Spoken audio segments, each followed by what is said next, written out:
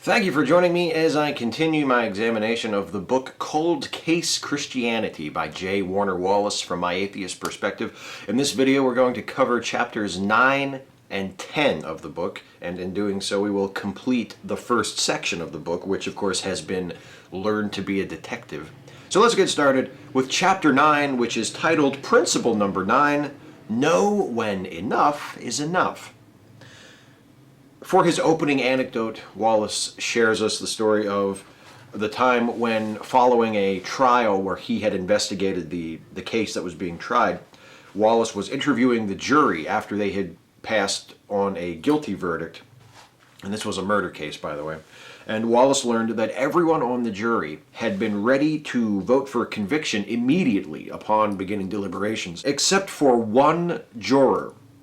And the piece of evidence that finally convinced that one reluctant holdout juror was a seemingly inconsequential Band-Aid that the defendant had discarded during a police interview in an attempt to hide an injury that he had suffered while committing the murder.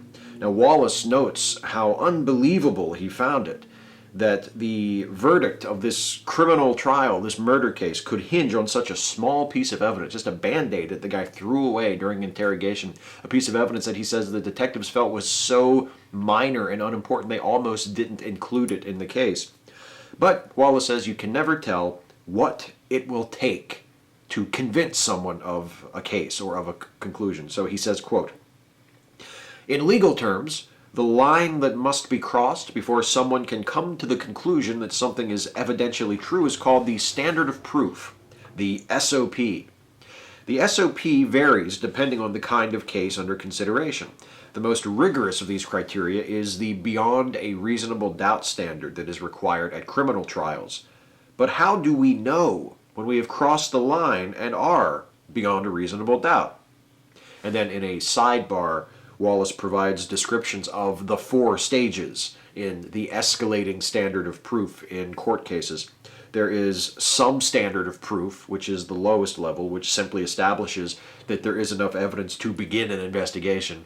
There is preponderance of the evidence, which means that a proposition is more likely to be true than false. Like there's a 51% chance that the proposition is true rather than false. There's clear and convincing evidence, which means that a proposition is significantly more likely to be true than false. And then there is beyond a reasonable doubt, which means there is no plausible reason for believing that a proposition is false. And Wallace goes into a bit more detail about the definition of beyond a reasonable doubt. This does not mean that there is no doubt whatsoever in the truth of the proposition. Almost every investigation, no matter how thorough and no matter how solid its conclusions, will leave unanswered questions or stray bits that can't be sufficiently explained. To reach this final standard of proof, the lingering doubts must be less than reasonable.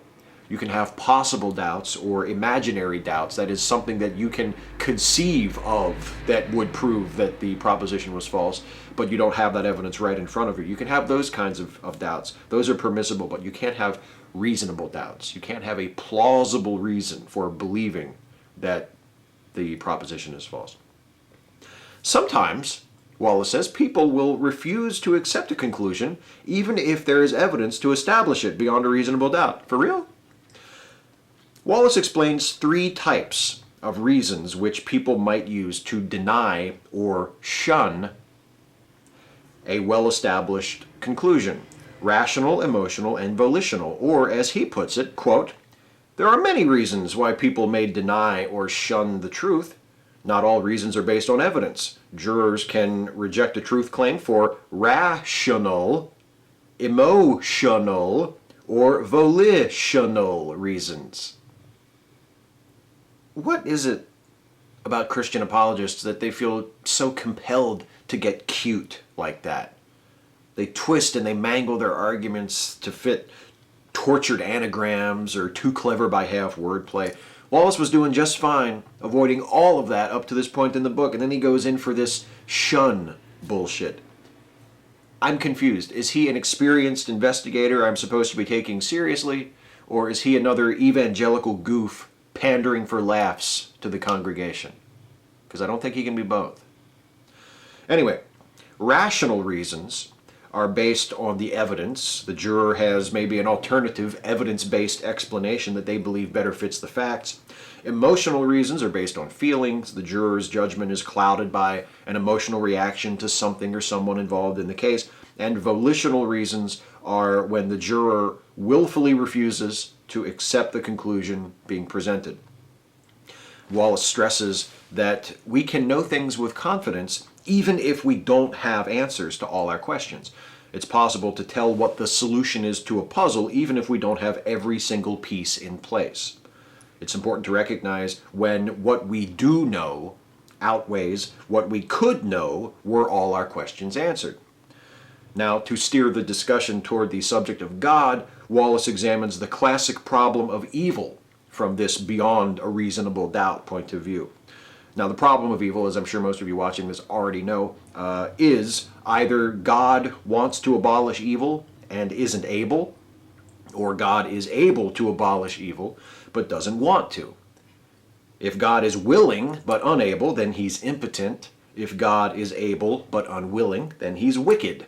Either way, the existence of evil in the world rules out the existence of a God that is both all good and all powerful. Wallace says, quote, "When people complain that there is evil in the world, they are not simply offering their opinion. They are instead saying that true objective evil exists. People who complain about evil behavior must accept the premise that true objective right and wrong exist in the first place." And then Wallace goes back over some of the same territory he covered when discussing the moral argument in an earlier chapter. Good and evil must not be a matter of opinion, but defined by some objective standard, and that standard would have to be God. Therefore, to define the problem of evil in the first place, one must assume that God exists. That's the trick he's trying to pull here. The thing is, evil, like all moral concepts, doesn't have to be defined according to an objective standard in order to be meaningful. Evil is the word we give to the worst of the worst, the most unacceptable acts we can imagine, the acts we simply cannot condone. That's evil in a very general sense. But we can and do disagree over what qualifies as evil. One person's evil act might be another person's permissible act. Calling it a matter of opinion, as Wallace often does when referring to morality based on something other than God, is reductive, since what constitutes evil is typically not determined by an individual's isolated opinion, but by the consensus of a community of individuals.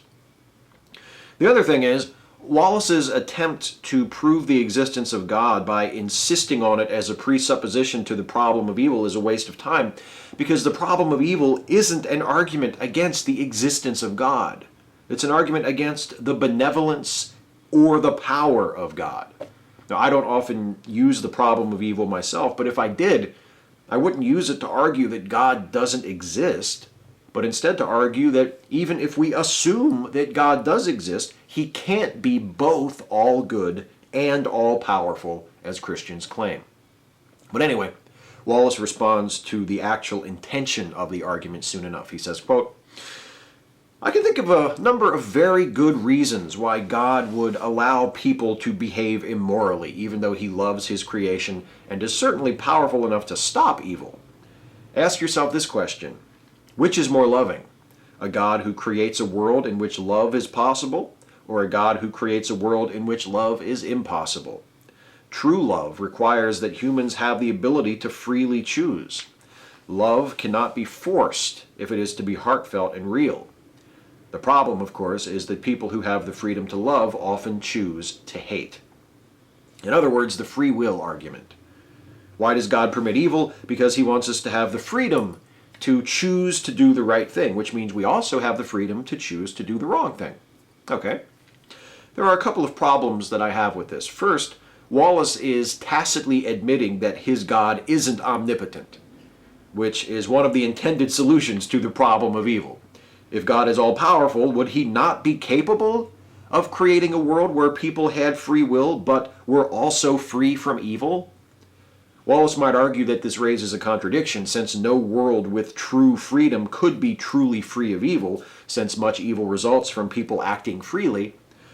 A world without evil would necessarily have to have some limitations on what people could choose to do. But an omnipotent God raises all sorts of contradictions that Christians such as Wallace blithely dismiss all the time. For instance, the omnipotence paradox. If a being can truly do anything, then that being should be able to create a task that he is incapable of doing. And if he can't create such a task, then being unable to do it means he isn't omnipotent. But if he can create such a task, then that means he isn't omnipotent, because he has just created something that he can't do. If Wallace can believe in an all-powerful God, despite that logical contradiction, then why must I believe that an all-powerful God is incapable somehow of creating a world without evil where beings have free will? Are all things possible with God, or are they not? Second, I think the free will argument sidesteps the issue of human suffering. The reason we have such a, problem with evil is that it results in suffering. And how can an all-powerful God who allows suffering be considered benevolent? Even if we accept the free will argument, this problem remains, since not all suffering is caused by human action. Most responses to the problem of suffering try to justify the pain and the suffering that people experience in their lives as a character building exercise. God allows us to suffer because the pain we endure in this life will mold us into the people God wants us to be for eternity. But again, I trip over the omnipotence of God. Was God simply unable to create us as the people he wanted us to be from the beginning? Again, the question is, can God do anything or not? If God was capable of creating a world where suffering wasn't necessary, and he didn't create that world, or if in his omniscience he knew that the beings he was going to create would inevitably suffer, most for eternity, if we accept Christian beliefs about hell, and he created us anyway, how can we call this God good? Wallace doesn't specifically address these objections, at least not at this point, so I can't be sure what he would say, but I assume at this point, having read enough of his book, that his response would be to circle back to the implied preconditions for the problem of evil and point out that the standard for what is good and what is evil is set by God himself, and our opinions of God's actions don't matter. If God is good by his standard, and according to the Bible he is, then that's that. In other words, his ways are not our ways, the impenetrable bunker to which the religious apologist can always retreat when all else fails. Well, the tool to add to our detective kit for this chapter is the principle of evidential sufficiency. Know when you have enough evidence to reach a confident conclusion. Good advice. I might add, it's also important to be able to tell the difference between having sufficient evidence and imagining that you have sufficient evidence.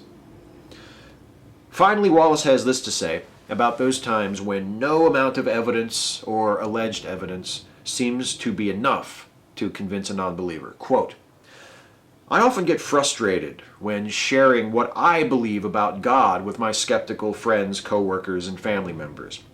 Many of the people we are trying to reach are willing to deny the truth of God's existence on the basis of an emotional or volitional response rather than on the basis of good evidence. This is not to say that all atheists are irrational, emotional, or willfully resistant. Many have taken the time to make a reasoned case of their own. When they are resisting for other reasons, let's be sensitive enough to ask the kinds of questions that will help us understand where they are coming from before we overwhelm them with the evidence we are so eager to share. Don't expect someone to respond to your reasoned arguments when the evidence wasn't that important to him or her in the first place. Well, I know it's a low standard that's been set, but I'm grateful to Wallace for acknowledging that many atheists have rejected religion on the basis of reason and evidence, not emotional or volitional denials. Most other apologists I've read don't even give atheists that much credit. And it's cute that he speaks about the evidence that they want to overwhelm non-believers with. Like he really seems to believe he has that much evidence. And that last bit about not expecting someone to be moved by reason and evidence when they didn't come to their present position through reason and evidence is great advice for anyone, including my fellow atheists, some of whom seem to think they can change the world simply by having better arguments, overlooking the many reasons people embrace religion that have nothing to do with logic and evidence. Well, let's move on now to chapter 10, principle number 10, prepare for an attack. Wallace changes it up a bit for this chapter, opening not with an anecdote from his detective career, but with a joke. Though he does claim that the joke was told to him by his partner, so I guess maybe you can stretch that and make it fit into the anecdote form, perhaps, if you were so inclined. So anyway, here's the joke, and this is my abbreviated version of the joke. So there's a defense attorney, and he's giving his closing statement, and he's desperate. He knows his client is just completely screwed. So he turns to the jury and he says, "I know you're all probably convinced of my client's guilt, but to prove his innocence, in the next 60 seconds, the person he supposedly murdered will walk through those doors into this courtroom." And of course the jury all turns in expectation to the entrance of the courtroom, and 60 seconds goes by and nothing happens. Nobody comes in. And the defense attorney turns back to the jury and he says, "Well, I confess, I was lying, but you all looked, which means that you must have a reasonable doubt that my client is guilty of this crime." Well, the defense attorney wraps up, the jury retires to the jury room to deliberate. They come back like just a few minutes later, and they deliver a guilty verdict. And the defense attorney is just shocked, and he says to the jury foreman, "How could you convict him so quickly? You must have had a reasonable doubt. When I said that the victim was going to walk through the doors, you all turned and looked." And the jury foreman said, "That's right. We all did turn and look. But you know what? Your client didn't." It's not that funny of a joke, but whatever. Anyway, defense attorneys, am I right? Wallace compares new atheists to defense attorneys. He says, quote, "It wasn't as though these skeptics were offering anything new. Instead, they were presenting old arguments with new vigor, humor, cynicism, and urgency. They were much like the defense attorneys I had faced over the years."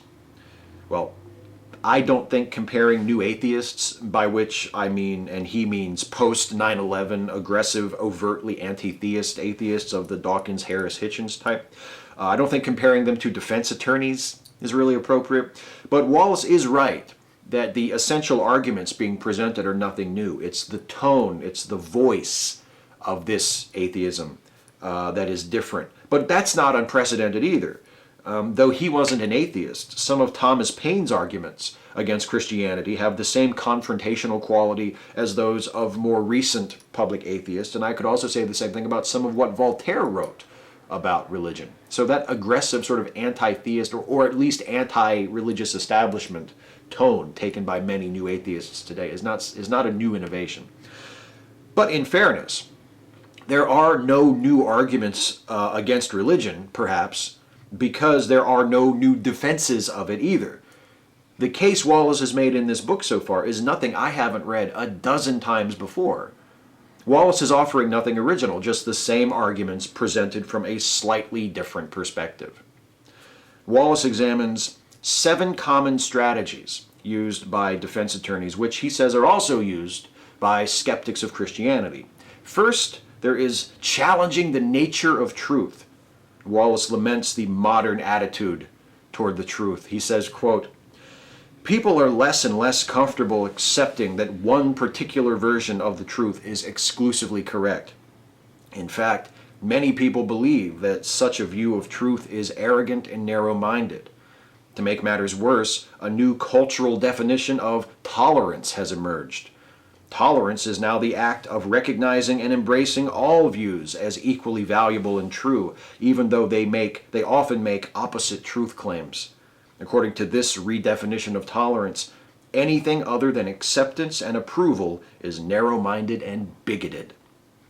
Well, I'll get to Wallace's misplaced whining about tolerance in a second. First, I think he's misunderstood why some folks are reluctant to view truth as a simple black and white concept. If our modern understanding of truth is no longer as simple as Wallace would like, it's not because we no longer trust that an objective truth exists, at least for most of us that's the case. It's because we don't always trust our ability or someone else's ability to know what that objective truth is. In other words, it's not arrogant and narrow-minded to believe that there is an objective truth, but depending on the situation, it might be arrogant and narrow-minded to believe that your version is the objective truth, and that it should be therefore accepted by everyone else. And that's where atheists and religious folks often run into trouble. It's not that I, as an atheist, object to the idea of there being an objective truth about the existence of God or the non-existence of God. It's that I object to, say, a Christian's insistence that they know what that objective truth is. Now, about tolerance. My suggestion to Wallace is this. If he's unhappy with how tolerant and pluralistic society has become of various religions which make contradictory claims, he should A, ask a Muslim living in a Western country how tolerant they find our culture to be, and B, come up with some more persuasive evidence that his version of his religion is the objective truth he claims it to be. Prove your religion is the one true faith, and the case for not showing equal tolerance and respect for other faiths is strengthened. Next, defense attorneys attack the prosecution's best evidence. Wallace says, quote, "Skeptics do something similar when they attack the claims of Christianity. The Christian worldview is built on the eyewitness testimony of the gospel writers. For this reason, many skeptics attack the reliability of the Gospels as their primary tactic in trying to defeat the case for Christianity. This focused attack on the Gospels reveals the strength of our case. No, it reveals the prominence of the Gospels in your case. You said it yourself in the quote, J. Warner. The Christian worldview is built on the Gospels. That's why the Gospels are the primary focus of arguments against Christianity. Skeptics of Christianity focusing on the reliability of the Gospels doesn't mean the Gospels are therefore reliable. It means that the entire case basically stands or falls on that issue.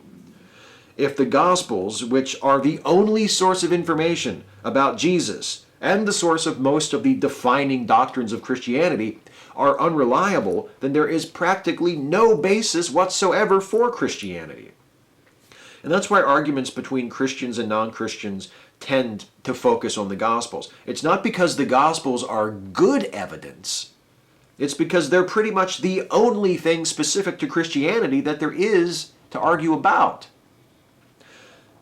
Wallace addresses the argument that the Gospels shouldn't be considered eyewitness testimony because they are hearsay. And he actually admits that the Gospels wouldn't be admissible in court because they fail to meet the judicial standard established for witnesses in criminal cases.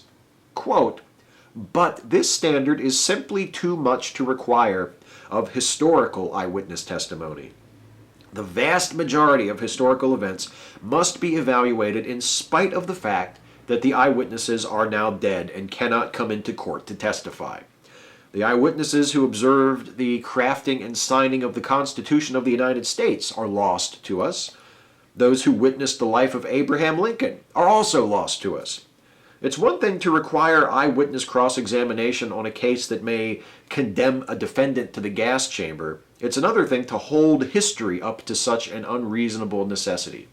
And no one is suggesting that we hold historical eyewitnesses to the same standards as witnesses in criminal cases. What people are suggesting is that the Gospels be treated just as critically as any other historical document, something Wallace claims to want.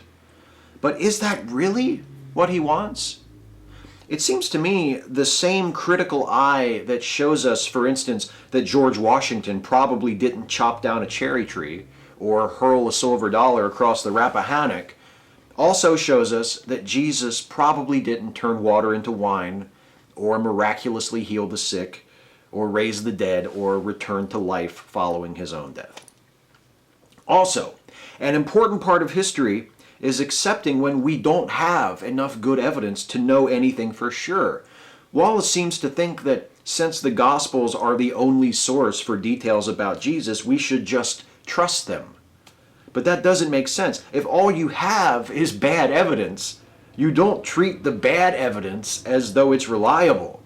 You accept that you don't have good evidence and that there are some things that you just don't know.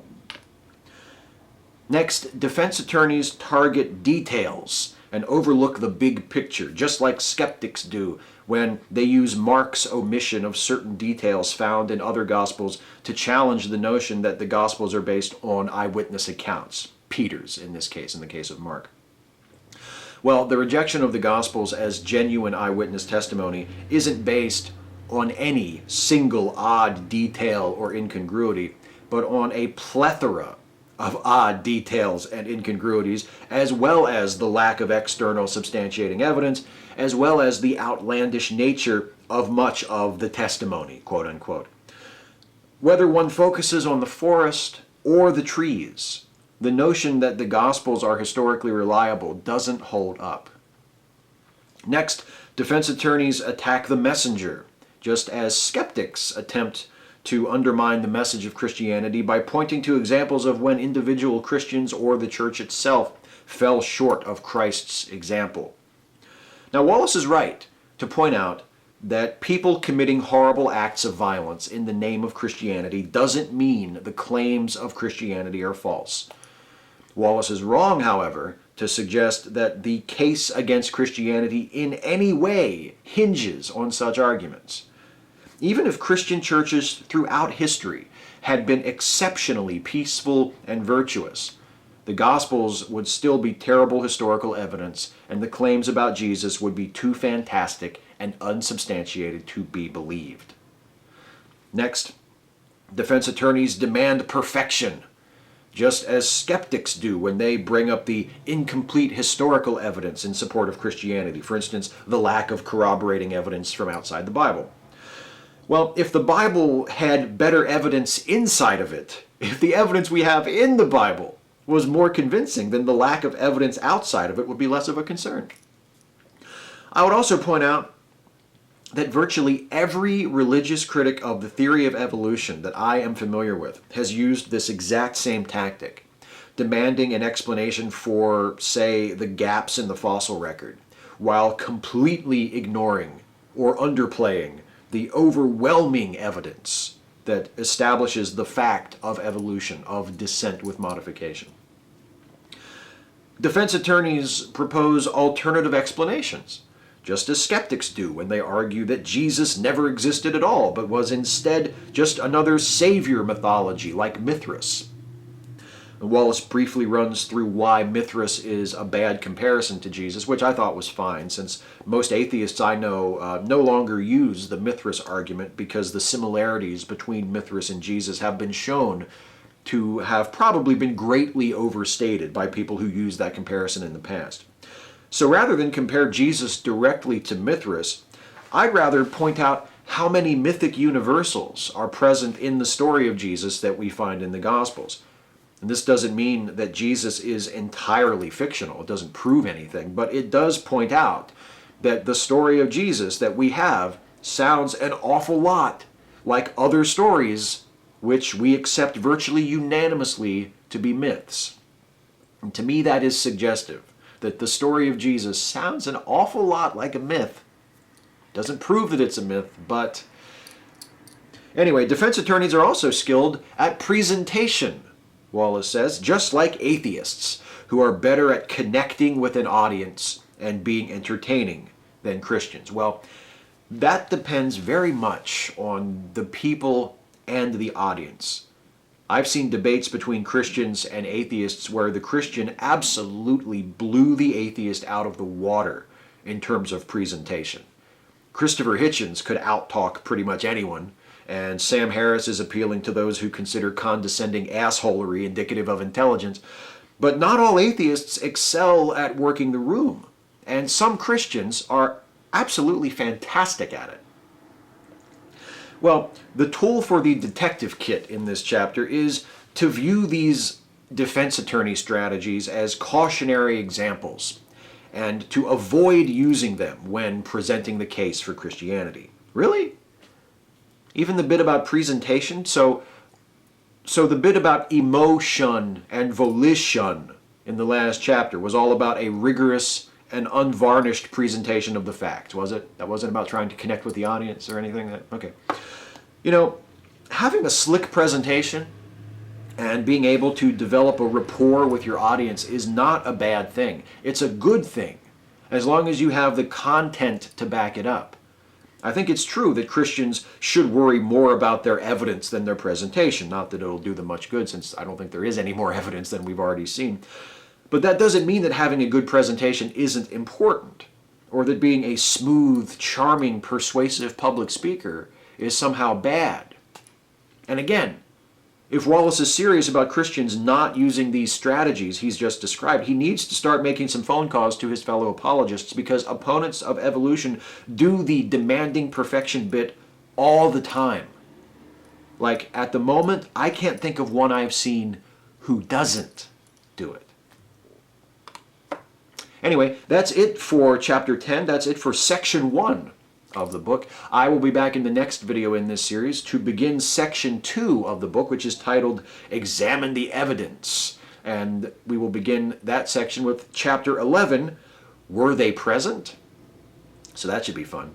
Thank you all for watching. As always, please leave a comment on this video. Agree, disagree, tell me what I got right, tell me what I got wrong. Be you atheist, Christian, or any other color of the religious, non-religious rainbow. Whatever you are, whatever you think, I would be interested to hear what you have to say about what I've had to say.